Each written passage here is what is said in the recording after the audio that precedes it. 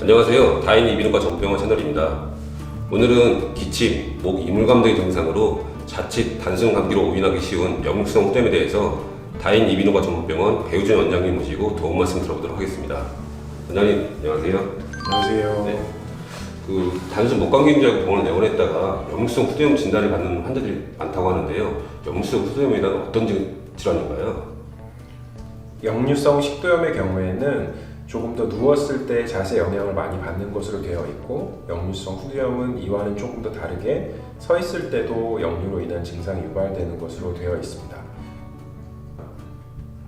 반복되는 위산 역류에 의해서 후두 점막이 자극을 받게 되면 성대 뒤편에 있는 점막이 붓게 되고, 이 점막이 목 안쪽을 자극하면서 만성적인 이물금이라든지 가래가 늘 끼어 있는 것 같은 느낌, 그렇다고 해서 뱉어서 가래가 시원하게 나온다거나 이물감이 해소되지 않는 것 같은 증상을 주로 나타내게 됩니다.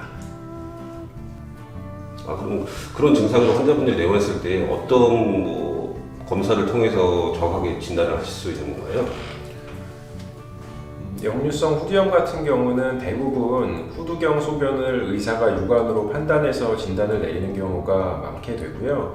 조금 더 자세하게 실제 위산이 얼마나 역류되는지를 알아보기 위해서는 조금 더 침습적인 검사인 24시간 위식도 pH 모니터링 같은 것을 해서 산이 얼마나 올라오는지 알 수 있는데, 대부분 역류 소견 같은 경우에 육안으로 특징적 지을 수 있는 몇 가지 후두 소견이 있기 때문에 의사가 대부분 육안으로 보고 판단한다고 할 수 있고요.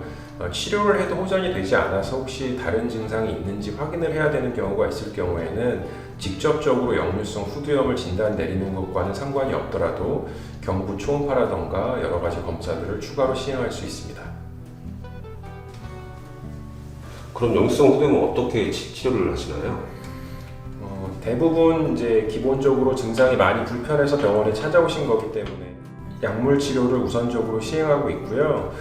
약물에는 위산이 분비될 수 있도록 위 안에서 펌프 역할을 하는 프로톤 펌프를 차단하는 프로톤 펌프 차단제라는 약물을 굉장히 긴 시간 동안 사용했었고요. 현재도 가장 많이 사용하는 약물이라고 할 수 있습니다.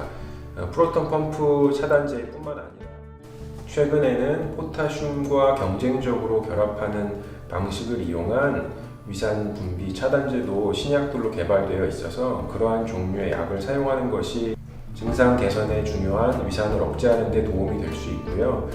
대부분의 경우 역류성 후두염이 있는 환자분들의 경우에는 후두 위생이 좋지 못하기 때문에 점액 분비를 맑게 하고 점액량을 줄이는 목적의 약물과 또 위 안에 음식이 오래 머무르면서 위산이 촉진되어서 분비되는 경우를 줄이기 위해서 위장관 운동을 돕는 약물 같은 것들을 추가로 사용하게 됩니다. 이러한 약뿐만 아니라 위산이 역류될 수 있도록 유발하는 몇 가지 생활 습관들이 있는데요.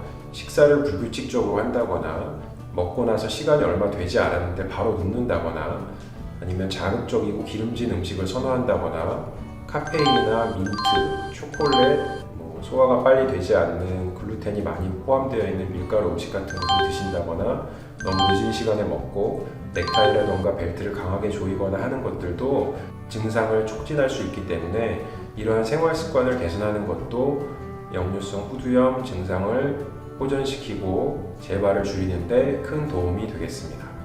네, 역류성 후두염은 약 복용뿐만 아니라 식이 조절 및 생활 습관의 개선이 중요하다고 말씀하셨는데요. 우리 모두 건강한 습관에 익숙해지도록 노력해야겠습니다. 지금까지 다인 이비인후과 전문병원 채널이었습니다. 감사합니다.